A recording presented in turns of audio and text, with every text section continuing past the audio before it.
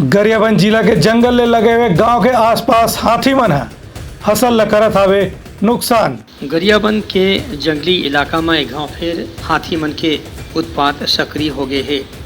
पाछू दिन में गरियाबंद जिला के पर्यटन केंद्र चिंगरा पगार और दूसर पर्यटन केंद्र में हाथी मन के आय के सेती सैलानी मन के आवई जवैला बंद करा दे गे रही से। अब पाछू दिन में ऐसे देखे बर मिले है कि गरियाबंद जिला के मुरमुरा, तुरेंगा, सांकरा, कुम्हरामरा, विजयनगर, बोडरा बांध, टोया मुड़ा, बरेठिन कोना, पचपेड़ी, कुगदा, डीही पारा जैसे गाँव में हाथी मन के उत्पात बढ़ा जात है। यही पाए के वन विभाग के कर्मचारी और अधिकारी मन ग्रामीण मन ला सचेत कर दे हैं।